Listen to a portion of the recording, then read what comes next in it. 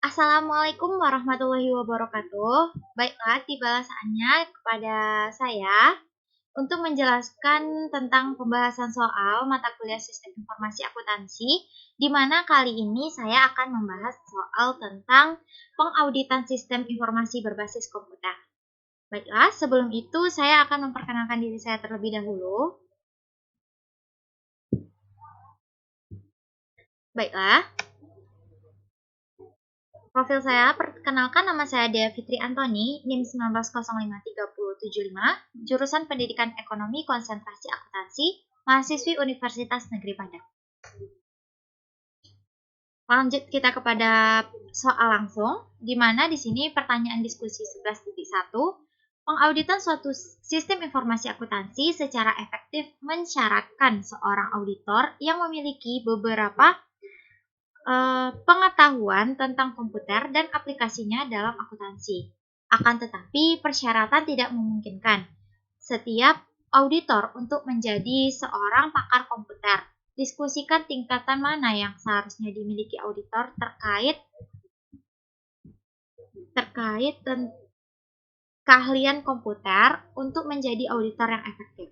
Maka jawabannya, menurut pendapat saya, sangat penting apabila seorang auditor itu memiliki keahlian komputer. Karena tugas seorang auditor itu ialah yang pertama itu memeriksa. Dalam artian bermakna evaluasi terhadap suatu organisasi, sistem, proses, atau produk. Untuk itulah seorang auditor dilaksanakan oleh pihak yang kompeten, objektif, dan tidak memihak. Standar profesional akuntan publik atau diringkas dengan SPAP ditekankan perlunya pemahaman auditor dalam pemeriksaan sebuah sistem akuntansi berbasis komputer. Dalam artian di dalam dunia akuntansi khususnya auditing.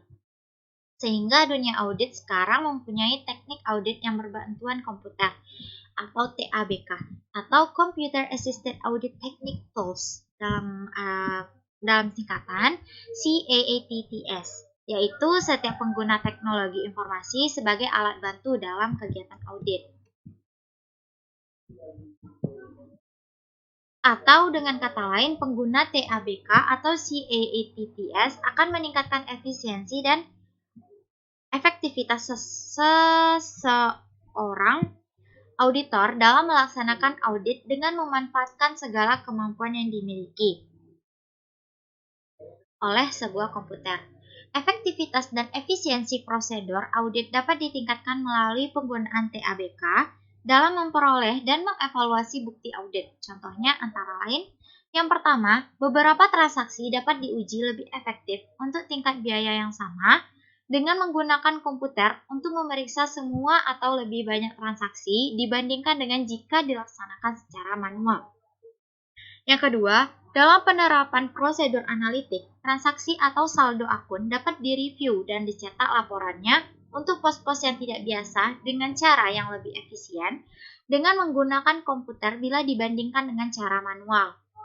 Yang ketiga, penggunaan TABK dapat membuat prosedur pengujian substantif tambahan lebih efisien daripada jika auditor meletakkan kepercayaan atas pengendalian dan pengujian pengendalian yang bersangkutan. Oleh karena itu, dalam praktek audit, terutama audit yang menggunakan sistem informasi berbasis komputer, sangat penting diperlukan seorang auditor yang bisa mengoperasikan TABK ini. Ada beberapa software yang biasa digunakan untuk mengoperasikan TABK seperti ACL Idea, CA, Panaudit Plus, Monarch Software, dan banyak lagi lainnya. Keahlian tersebut juga harus mencakup yang pertama pengetahuan luas tentang perangkat keras komputer, perangkat lunak, komunikasi data, dan aplikasi akuntansi. 2. Pemahaman terperinci tentang kebijakan dan prosedur kontrol yang tepat dalam sistem komputer. 3. Kemampuan untuk membaca dan memahami dokumentasi sistem. 4. Pengalaman dalam merencanakan audit komputer dan dalam menggunakan alat dan teknik audit yang dibantu komputer modern CAATTS.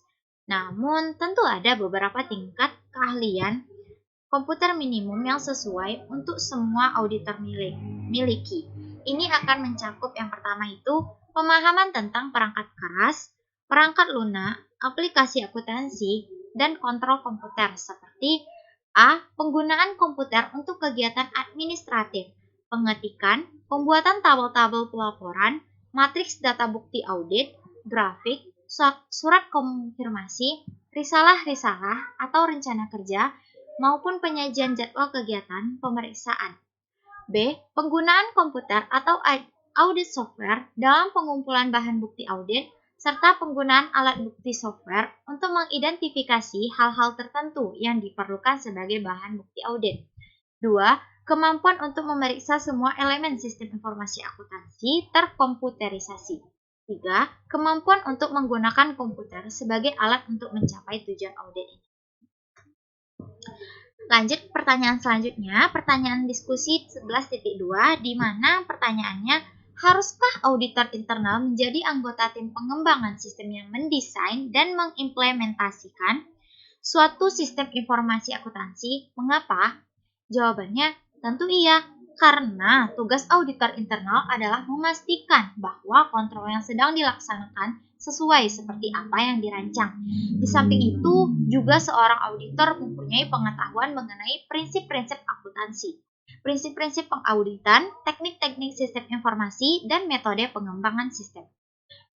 Jawabannya tidak, karena jika keterlibatan seorang auditor itu terlalu besar, maka independensinya dapat terganggu sehubungan dengan peninjauan dan evaluasi sistem berikutnya, serta dikhawatirkan dapat mempengaruhi penilaian terhadap sistem yang dijalankan dan menyebabkan laporan yang dihasilkan menjadi biasa dan tidak objektif. Ada bentuk keterlibatan auditor tidak langsung yang sesuai. Auditor dapat antara lain. Yang pertama, rekomendasikan serangkaian pedoman kontrol dan audit yang harus dipenuhi sesuai semua sistem baru. 2. Meninjau secara independen pekerjaan tim pengembangan sistem, mengevaluasi kualitas upaya pengembangan sistem dan kepatuhannya terhadap pedoman kontrol dan audit, dan melaporkan temuan tersebut kepada manajemen. Pertanyaan selanjutnya yakni diskusi 11.6, di mana jelaskan 4 langkah pendekatan audit berbasis risiko dan diskusikan bagaimana langkah-langkah tersebut berlaku pada keamanan sebuah perusahaan. Maka jawabannya, 4 langkah pendekatan audit berbasis risiko memberikan kerangka kerja untuk melakukan audit sistem informasi antara lain. Yang pertama itu, menentukan ancaman atau kecurangan dan kesalahan yang dihadapi perusahaan. Ini adalah daftar penyalahgunaan dan kerusakan yang tidak disengaja atau disengaja di mana sistem terpapar. 2. Identifikasi prosedur kontrol yang mencegah, mendeteksi kesalahan, atau memperbaiki ancaman. Ini semua adalah kontrol yang telah diterapkan oleh manajemen dan yang harus ditinjau dan diuji oleh auditor untuk meminimalkan ancaman. 3. Evaluasi prosedur pengendalian. Kontrol dievaluasi dengan 2 cara. Yang pertama, tinjauan sistem menentukan apakah prosedur pengendalian benar-benar ada. 2. Pengujian pengendalian dilakukan untuk menentukan apakah pengendalian yang ada berfungsi sebagaimana mestinya. 4. Mengevaluasi kelemahan pengendalian untuk menentukan pengaruhnya terhadap sifat, waktu, atau luas prosedur audit. Jika auditor menentukan bahwa risiko pengendalian terlalu tinggi karena sistem pengendaliannya tidak memadai, auditor mungkin harus mengumpulkan lebih banyak bukti yang lebih baik, atau bukti yang lebih tepat waktu. Langkah ini berfokus pada risiko pengendalian dan apakah sistem pengendalian secara keseluruhan menangani hal-hal tersebut atau tidak. Apabila kekurangan pengendalian teridentifikasi, auditor menanyakan tentang pengendalian pengimbang atau dalam kurung itu compensating control atau prosedur-prosedur yang mengimbangi kekurangan tersebut. Kelemahan kontrol di satu area mungkin dapat diterima jika ada kontrol kompensasi di area lain. Pendekatan berbasis risiko memberi auditor pemahaman yang lebih jelas tentang keamanan keseluruhan perusahaan, termasuk penipuan dan kesalahan yang dapat terjadi di perusahaan. Ini juga membantu mereka memahami risiko dan paparan terkait itu.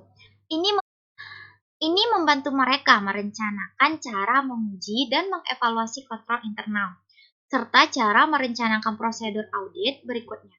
Hasilnya adalah dasar yang baik untuk mengembangkan rekomendasi kepada manajemen tentang bagaimana sistem kontrol SIA harus ditingkatkan.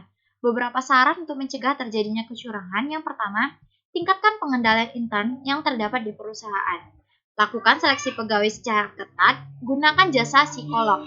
Tingkatkan keandalan internal audit departemen antara lain dengan memberikan balas jasa yang menarik, memberikan perhatian yang cukup besar terhadap laporan mereka, mengharuskan internal auditor melaksanakan continuing professional education. Yang keempat, berikan sanksi yang tegas kepada mereka yang melakukan kecurangan dan berikan penghargaan kepada mereka yang berprestasi. Tumbuhkan iklim keterbukaan di dalam proses perusahaan. Manajemen harus memberikan contoh dengan bertindak jujur, adil, dan bersih. Baik, masuk kita kepada permasalahan 11.1, di mana Anda adalah Direktur Audit Internal di sebuah universitas. Baru-baru ini Anda bertemu dengan Isa Arnita, Manajer Pemrosesan Administratif, dan mengungkapkan keinginan untuk membuat alat yang lebih efektif antara kedua departemen. Isa Arnita menginginkan Anda membantu dalam hal sistem utang usaha baru yang saat ini dalam proses pengembangan. Dia merekomendasikan departemen Anda untuk mengasumsikan garis tanggung jawab untuk mengaudit faktur penjualan dari pemasok sebelum pembayaran faktur tersebut. Dia juga menginginkan audit internal memberikan berbagai saran selama masa pengembangan sistem, membantu instalasinya, dan menyetujui sistem yang telah lengkap setelah membuat tinjauan akhir terlebih dahulu. Akankah Anda menerima atau menolak hal-hal berikut ini dan mengapa? Yang pertama, rekomendasi yang menyatakan bahwa departemen Anda bertanggung jawab atas audit awal faktur dari pemasok. 2. Permintaan agar Anda memberikan saran selama masa pengembangan sistem.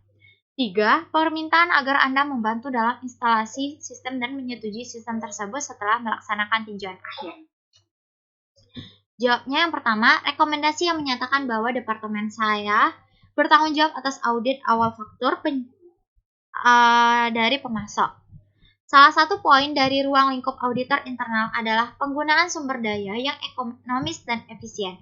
Hal ini berkaitan dengan audit awal faktur dari pemasok, yang mana auditor internal ditugaskan untuk menilai apakah barang yang tertera dalam faktur tersebut sesuai dengan kebutuhan universitas, serta menilai apakah saldo yang tertera sesuai dengan jumlah pembelian yang dilakukan oleh pihak terkait. Audit internal tidak boleh bertanggung jawab atas pra-audit pencairan.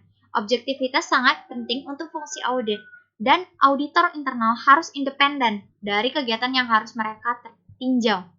Mereka tidak boleh menyiapkan catatan atau terlibat dalam kegiatan apapun yang dapat membahayakan objektivitas dan kemandirian mereka. Selain itu, karena audit internal adalah fungsi staf, keterlibatan dalam fungsi garis seperti itu akan tidak konsisten dengan peran auditor internal yang tepat. B. Permintaan agar saya memberikan saran selama masa pengembangan sistem. Jawabannya akan menguntungkan bagi audit internal untuk membuat saran khusus selama fase desain mengenai kontrol dan jejak audit yang akan dibangun ke dalam sistem. Audit internal harus membangun antarmuka yang sesuai dengan departemen pemrosesan data. Untuk membantu mencapai tujuan ini, baik objektivitas maupun independensi tidak terganggu jika auditor membuat rekomendasi untuk kontrol dalam sistem yang sedang ditinjau. Misalnya, audit internal dapat yang pertama, menyediakan daftar persyaratan kontrol. 2. Tinjau rencana pengujian. 3. Tentukan bahwa ada standar dokumentasi dan bahwa mereka sedang diikuti. 4. Tentukan bahwa proyek itu sendiri terkendali dan ada sistem untuk mengukur kemajuan desain. Dalam praktiknya, auditor internal dapat memberikan jasa konsultasi manajemen. Jasa tersebut berupa pemanfaatan keahlian auditor untuk memberikan masukan terhadap pihak manajemen selama masa pengembangan sistem, agar sistem yang dihasilkan sesuai dengan standar yang berlaku umum. Yang C, permintaan agar saya membantu dalam instalasi sistem dan menyetujui sistem tersebut setelah melaksanakan tinjauan. Jawabannya, auditor harus tetap independen dari sistem apapun yang selanjutnya akan mereka audit. Oleh karena itu, auditor harus menahan diri untuk tidak memberikan persetujuan keseluruhan dari sistem dan dalam peninjauan akhir. Auditor dapat membantu dalam instalasi atau konversi sistem dengan terus menawarkan saran untuk kontrol, terutama selama periode implementasi. Dalam situasi ini, auditor dapat meninjau segmen yang hilang, hasil pengujian, dan kecukupan dokumentasi program dan prosedur untuk menentukan kesiapan sistem untuk instalasi atau konversi. Setelah instalasi atau konversi, auditor dapat berpartisipasi dalam audit pasca instalasi.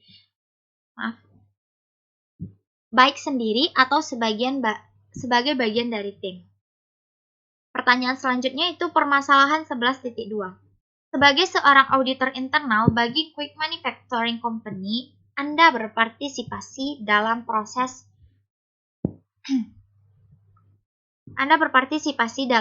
audit siap perusahaan. Anda telah memeriksa pengendalian internal atas sistem komputer yang memproses sebagian besar aplikasi akuntansinya. Anda juga telah mempelajari dokumentasi sistem yang luas milik perusahaan, serta mewawancarai manajer sistem informasi, supervisor atau pengawas operasi, dan para pegawai lainnya untuk melengkapi kuesioner mengenai pengendalian internal komputer terstandarisasi milik Anda. Kemudian Anda melaporkan kepada supervisor bahwa perusahaan tersebut telah berhasil mendesain rangkaian pengendalian internal menyeluruh yang sukses ke dalam sistem komputernya. Dia berterima kasih atas usaha Anda dan meminta sebuah laporan ringkasan atas penemuan Anda untuk dimasukkan ke dalam laporan akhir keseluruhan atas pengendalian internal akuntansi. Yang diminta, apakah Anda melupakan sebuah langkah audit yang penting? Jelaskan. Sebutkan 5 contoh prosedur audit tertentu yang mungkin Anda rekomendasikan sebelum mencapai kesimpulan akhir. Baiklah jawabannya, langkah audit yang terlupakan yakni informasi dari luar. Karena auditor harus mendapatkan bukti yang tepat dan cukup, sehingga risiko kesalahan penyajian material dapat diminimumkan. Hal ini dapat dicapai dengan bukti-bukti yang berkaitan. 1.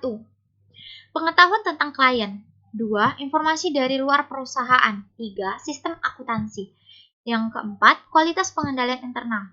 Sehingga saya telah melupakan faktor yang cukup penting, yaitu informasi dari pihak luar, yang mana bisa diperoleh dari analisis independen oleh spesialis. 2. Tes kontrol. Digunakan untuk memungkinkan auditor dalam menentukan apakah kontrol yang ditentukan dipatuhi dan mereka beroperasi secara aktif atau tidak. Contoh prosedur yang akan dianggap sebagai tes kontrol adalah: yang pertama, amati operasi komputer, prosedur kontrol data, dan prosedur kontrol pustaka file. 2. Penyelidikan personel sistem utama sehubungan dengan cara prosedur kontrol yang ditentukan, ditafsirkan, dan diimplementasikan. Kuesioner atau daftar periksa sering memfasilitasi pertanyaan tersebut. 3. Uji pemrosesan data dengan mengirimkan serangkaian transaksi hipotesis dan membandingkan output sistem dengan hasil yang diharapkan. 4. Lacak transaksi yang dipilih melalui sistem dan periksa akurasi pemrosesannya. 5. Periksa keakuratan sampel total batch. 6. Tinjau statistik operasi sistem. 7. Gunakan paket perangkat lunak audit komputer untuk mengedit data pada file master dan database yang dipilih.